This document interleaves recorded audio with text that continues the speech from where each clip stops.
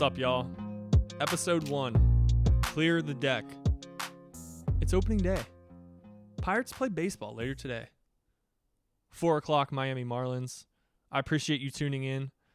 If you're listening to this, you're probably a friend, a family member, or a fellow Pirate sicko. And I just want to say I appreciate you. You can't see me, but I'm pointing at you, and I appreciate you. Before we get started, I do want to go through some general housekeeping. I think overall the expectation here is I want this podcast to be fun. There are plenty of serious channels or radio stations where you can listen to more serious takes, and I'll be serious at some points, but I do want this to just generally be fun. I need an outlet to talk about Pirates baseball. It's my favorite sport. I played it growing up. I was all section first baseman senior year of high school. No big deal. Didn't think I would have to drop that fact early on. But I love the Pirates. And I need a space other than Twitter to talk about them. So I appreciate you joining me. I said this in the trailer. I'm not a data nerd. I wish I was, but I'm not smart enough for that. I think when I see people on Twitter talking about induced vertical breaks and weighted on base average expected, that is where you lose me. I can recommend a ton of people like that to follow, but unfortunately I'm not one of those people. So sorry in advance there. I think what to expect, I'm dropping this in the morning. I want to drop these in the morning. I want to record these at night after games, do some game recaps, maybe some previews, maybe some special episodes. I really don't know what to expect. But I think the average experience will be you can listen to this in the mornings. Maybe you're on a commute. Maybe you're on the commode. Do people outside of Pittsburgh call toilets commodes? If not, that's what a commode is. Maybe you're in between work meetings. Maybe you just want to drown out and listen to some random Pirates talk. Again, I'll be that for you. What to expect in this first episode? Want to break down the roster a little bit. Who to know? Who do you probably already know? Who's new? Who do I think can get some MVP votes maybe? What? Yeah. So do a little bit of a roster breakdown. Do a little bit of a season prediction. Maybe some betting odds. Gasp, I know. But then go into this little preview of opening day. We're playing the Miami Marlins. 4:10. Comcast Channel 843. Not sponsored. I'm excited to talk about baseball. It's here. All right, so let's get down to it. So some categories I want to break down some of these players. These are the folks you know, right? The Andrew McCutchens, the Brian Reynolds, the Ke'Bryan Hayes, David Bednar, Jack Sawinski, Mitch Keller. These are names you've probably heard of. McCutchen, what's cool about him this year, he has 299 career home runs. He could be hitting 300 later today, which would be pretty sick. I wish he would do it in Pittsburgh, but the Pirates unfortunately have 7 road games to start the season, so he's probably going to do it on the road if he does. But if he wants to do it in Pittsburgh, that's cool too. Brian Reynolds, you know him, the outfielder, signed to an extension last year. I think the only difference there is that he'll move from what? He'll move from, I think, left field to right field maybe. That's something to look at. Ke'Bryan Hayes, I'm just really, really high on. When I told you earlier that I think there's a player on this team that can get some MVP votes, I think it's Ke'Bryan Hayes.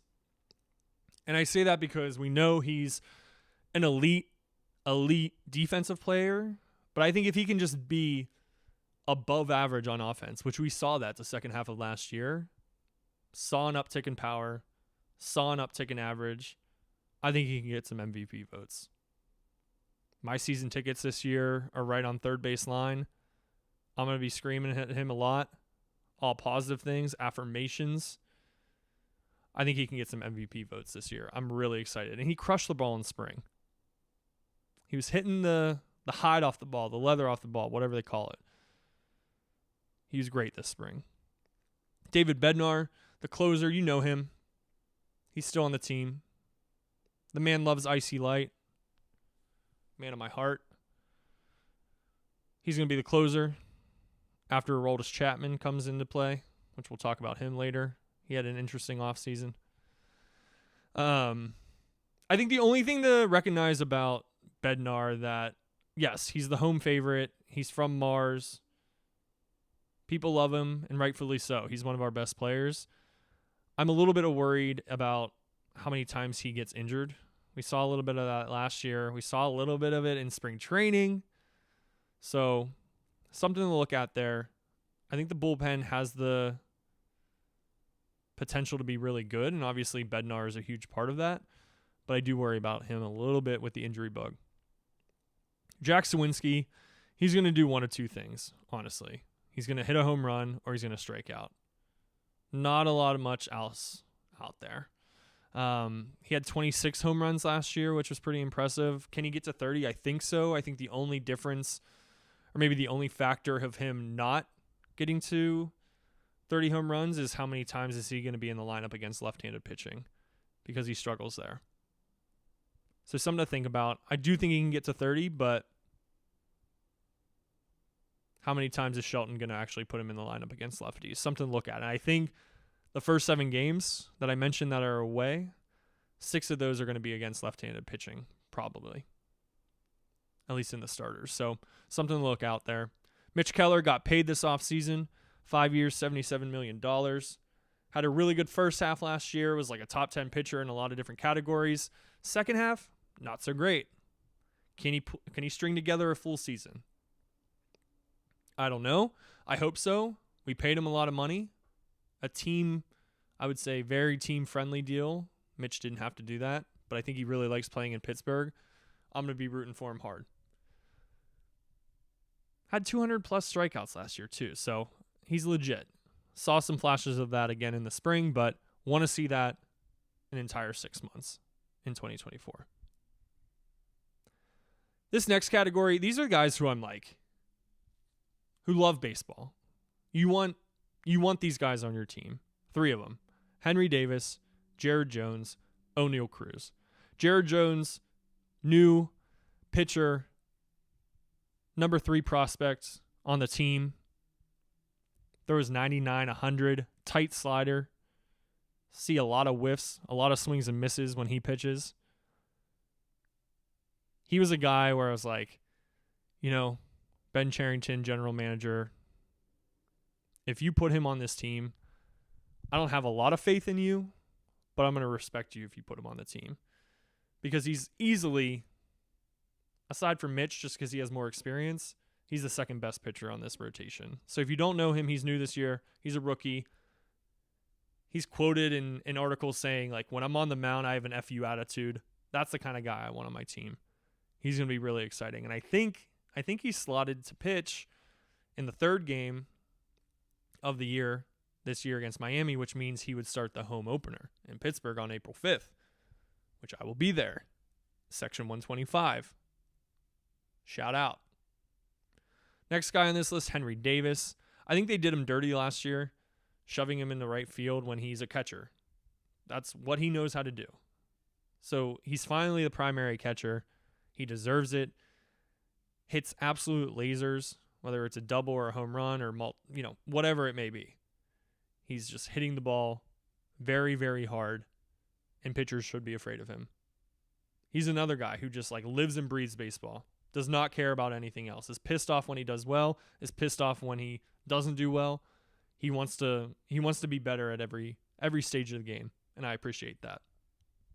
I want 9 of him on this team. I wish we had 9 of him on this team. The other guy in this category, O'Neal Cruz, couldn't slide last year. Broke his ankle sliding into home last year very, very early. Didn't really see him at all last year. Only had like 40 plate appearances last year, which was disappointing. But we have a full year, hopefully, of him this year. He's a freak. Tallest shortstop. I don't know if he's the tallest anymore. Ellie De La Cruz, I don't know. For the Cincinnati Reds, he might be taller. I don't care about him, though. Rocket arm. Hit 7 home runs this spring. 116 miles an hour plus. He's going to be the leadoff guy. If you don't know his name, you should. He's a freak. He's an absolutely freak. When I said I wanted 9 Henry Davises, I actually mean I want 9 O'Neal Cruzes as well. And I'll take 9 Jared Joneses as well. I think Paul Skeens, he was the draft pick last year, number 1 from LSU. He fits in this category too. Just like lives and breathes baseball. That's who I want. And I think more of those guys on the team, which I think we see more and more of those guys in the minor leagues too, have that kind of FU mentality. I'm going to mow you down if I'm pitching. I'm going to hit a home run when I'm batting. I'm going to be better than you. I have confidence, and it's good confidence. That wave of mentality that's what's going to change this team around. Not Bob Nutting. He's not going to do anything. Not Ben Cherington, the general manager. Not anyone else. That type of mentality, I think, is contagious, hopefully. And that's who I want in these young guys. So I'm excited to see them in 2024. If you don't know those 3, you should. You should. I'm not going to break down everyone because that would just take too long, but I think some names to look out for. Jared Triolo, a guy who spent most of the second half of the year last year. He looks bigger this year. He's going to be the starting second baseman. It's his job. He earned it. Hit like 298 last year. Only had 3 home runs, but he's bulked up. I think he's going to start hitting for more power. We saw a little bit of that in the spring. I'm excited to see that. So he's going to be starting at second base. A few new additions to look out for as well. Michael Taylor, signed him late in spring in center field. Former Gold Glover. Again, defense like Brian Hayes. When you know the guys behind you are going to get the out, you can pitch with more confidence. And that's what Michael A. Taylor does in center field. He pushes Brian Reynolds to right. I think he pushes Jack Sawinski into left field. But it's an actual true center fielder. We haven't seen that since Young McCutcheon days, Starling Marte days. We actually need a real center fielder, and that's what Michael Taylor is. He's not going to hit for a ton. He did hit 21 home runs last year, but for average, don't expect much there. Excited to actually have a true center fielder behind the pitchers this year. I think 2 other names that I will mention to you right now. 2 new pitchers. Martin Perez, he's coming over from the Texas Rangers, World Series champ. And Marco Gonzalez coming over from the Seattle Mariners. Both really slow throwing lefties. They're going to have a lot of off-speed stuff. The Pirates love that type of player. It's not surprising that they got them in the offseason. If you think a few years back, Rich Hill last year, slow lefty. Tyler Anderson, another slow throwing lefty. Jose Quintana, very similar. Wouldn't be surprised if they pitch well in the first half that they may be traded. I know that's a frustrating thing about this team, but that is a reality. Martin Perez had a really good spring, really good ERA. It's just the spring, so can they do it in the real season? We'll see. Marco Gonzalez struggled a little bit more. I think he faced a little bit more competition, if I'm being honest, in spring training. He actually faced, for example, both Martin Perez and Marco Gonzalez faced the Yankees this spring training. Martin Perez was basically pitching against all their backups. Marco Gonzalez had Juan Soto, Stanton, Aaron Judge in the lineup. So again, spring does not matter. Only when it fits your narrative. So write that down. Other names. Any other names I want to go over? I think Aroldis Chapman. I know I mentioned he had an interesting offseason. Just go ahead and Google that. But he's a guy who, not the greatest guy off the field, but he levels up your bullpen. Triple digits. Nasty stuff on the mound. He's going to be the 8th inning guy before David Bednar most nights. And if David Bednar does get injured, like I said, he's sometimes prone to be, he can easily fill in that closing spot. I'm going to mention 4 more guys in 2 different categories. The first category, the put up or shut up year, is what I'm calling this. Luis Ortiz, Roansy Contreras. We saw them pitch last year. We saw flashes. We saw flashes of talent. We didn't see consistent talent from them. Can they get through the first part of the order? Yes, the first 9 guys, but when batters see them multiple times, that's when they struggle. I think you can also say, do they have control? Are they walking a lot of people? They need to be better at that. Roansy Contreras, they moved him to the bullpen, so you'll see him coming from the bullpen this year. Luis Ortiz, unfortunately, I think you'll also see him from the bullpen, but I think he's going to get another chance to start this year. Someone's going to get injured. No rotation is always healthy. Things happen. So I do think Luis Ortiz would probably get the first attempt at getting back into the rotation. And then Roansy, he might just be a true reliever now. I think they're saying he's a full-time reliever. I'm going to believe that right now. Maybe in years ahead that changes, but I think for 2024 he's a reliever. Then my second category, and this is my last category of roster spots. This is like the what the hell do you know about the front office? Like, what type of blackmail do you have on these guys that allows you to still have a roster spot on this team? Two guys, Bailey Falter, Alika Williams. Bailey Falter is a pitcher. He's unfortunately the fifth starter for this team.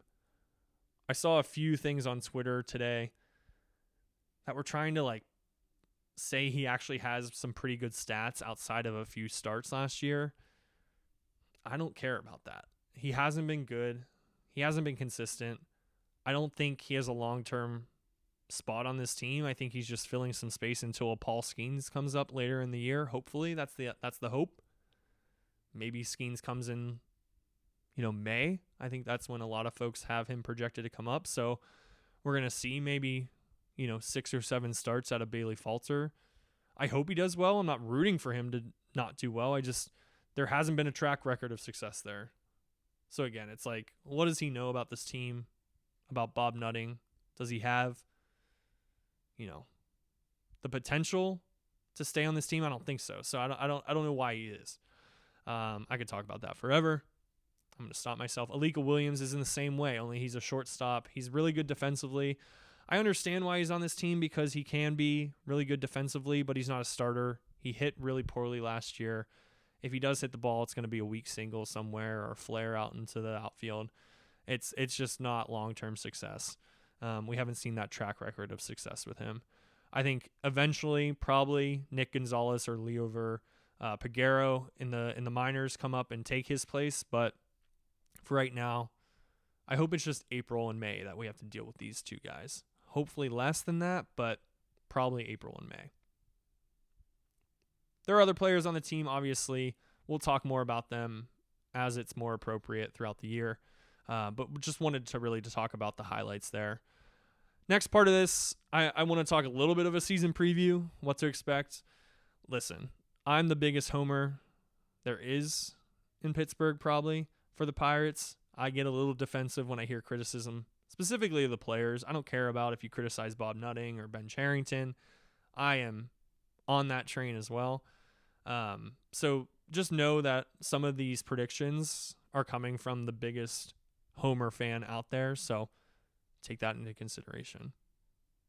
I think if we look at last year, they had 76 wins. That was a 14-game improvement from the year prior. I think if you look at this roster, the offense is absolutely better, just on paper. That's an objective fact. O'Neal Cruz is back. Hopefully he's healthy for the entire year. Henry Davis is actually going to be playing the position he knows. Michael A. Taylor he's a good center fielder, and he'll probably get the majority of the starts this year. Jared Triolo, again, good defensively, but hit .298 last year. He's going to play the whole year. Jack Sawinski, 26 home runs last year. Brian Hayes, second half of the year, really saw an uptick in the power. Ended up hitting .271, where in the front part of the year, he was hitting like .230. Brian Reynolds, you're going to know at this point what you're going to get out of him. The switch hitter, he hit 24 home runs last year. Just if you go through the lineup, there aren't as many gaps as there were last year, which is a good thing.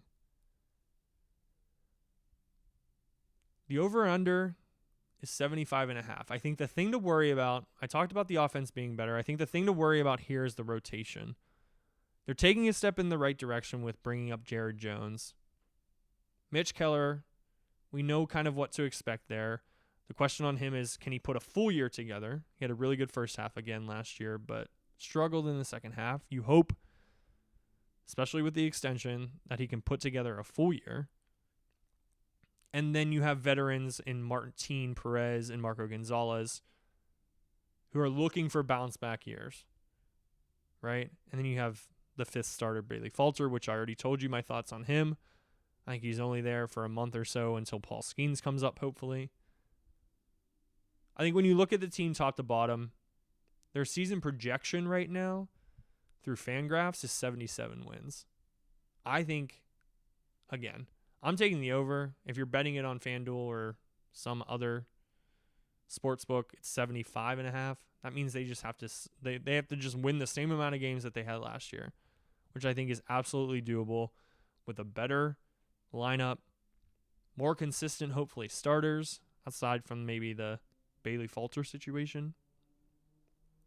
And the bullpen's better. They're starting a little bit injured. Colin Holderman and Carmen Majinski, they're starting on the injured list. But I think if you look overall, again, this team on paper, they have to do it on the field, of course, but on paper, they are a better team this year. So if you're looking at the over-under total, 75.5, I am taking the over, and I already have. I think the other predictions are Ke'Bryan Hayes. He's going to get some MVP votes this year. I already said this. I've sprinkled that as well. I think he's just above average on the offense. He keeps the elite defense. He will be getting MVP votes this year. Mark it down. Some other fun ones. O'Neal Cruz, his home run total over-under is 24.5. I'm going to take the over on that. Again, biggest question there is he healthy?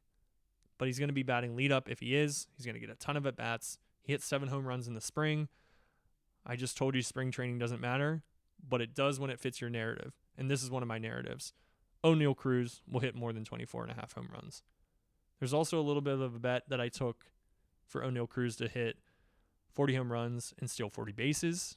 I think it's like plus 4,600 or something like that. I'd be lying if I didn't say I didn't already take that, which I did. But I think overall, if you're looking for an official prediction from me, 83 and 79. And they flirt with a wild card and maybe a division title because the NL Central is bad. Again, I'm a homer. I'm always going to be a little optimistic about this team, but they are on the upswing. Don't even start to talk to me about 2025 because I'm even more optimistic. But I'll stop there. You're probably already laughing at me. All right, what do we expect today? Pirates are playing the Marlins in Miami, 4 o'clock, Sportsnet Pittsburgh. It's channel 843 for me. I don't know what it is for you if you don't have Comcast. But it should be a good series. Miami was a good team last year. They made the playoffs. They were the first wild card team. They got swept by Philly in the first round, but they're a playoff team. And they're projected to win, 80 games this year. So 80 and 82. So they're right around the Pirates when it comes to projections. Their team, if you look at their lineup, it's always going to start with Luis Arraez, who hits the cover off the ball. I think he hit 354 last year. That's insane. Familiar name to expect to see today, Josh Bell. He plays for the Marlins now, which is going to be cool to see. He's 31.5. I just looked that up. It's going to be good to see Josh Bell. Hope he's doing well, but don't do well during this series, Josh. Wait until after. Tim Anderson, he came over from the White Sox. He had a horrible year last year. I think he's a little bit better than people think he is compared to his stats last year. He only had 1 home run and 500 plus at bats. That's crazy. Absolutely crazy. He'll be better this year. He'll be their shortstop. Pitchers, again, like I said, all lefties. Expect all lefties. Jesus Luzardo last year was 10-10. I think 3.58 ERA. So pretty good stats from him last year. Projected to do roughly the same this year for the Marlins as well. Had 178 innings, 208 strikeouts. So you're going to get a lot of strikeouts for this team. Probably especially of the Pirates. Pirates usually strike out a lot. That's just a historical fact. It's going to be fun. We've got Mitch Keller going today. It's going to be interesting to see what they do with the lineup when we're facing a left-handed pitcher, because right now the projected lineup has O'Neal Cruz. He's always going to start off no matter who's pitching. Brian Reynolds, he's probably always going to be the second. Ke'Bryan Hayes, he's probably always going to be the third. So that top 3, O'Neal Cruz, Brian Reynolds, Brian Hayes is probably always gonna be top 3. Watch, the lineup will come up tomorrow and it will not be that, but I think that's a safe bet for the majority of the time, no matter who's pitching. And then against a lefty, this is where it's going to get a little bit interesting because probably Jack Suwinski or Rowdy Tellez would hit cleanup, but they're both lefties. So instead of Jack Suwinski, sometimes you're going to see Edward Olivares, a new guy, a backup outfielder, hits for power. He's a righty. Or for Rowdy Tellez, you're going to sub in Connor Joe. He was on the team last year. He'll probably play a little bit of first base depending on who's pitching too. So it depends. Andrew McCutchen, you're always going to see in a ton of spots. I think he's going to sometimes be at the top of the lineup. He's going to sometimes be at that 6-7 position. Probably not lower than that. I don't think they're ever going to bat Kutch 8 or 9, but you never know.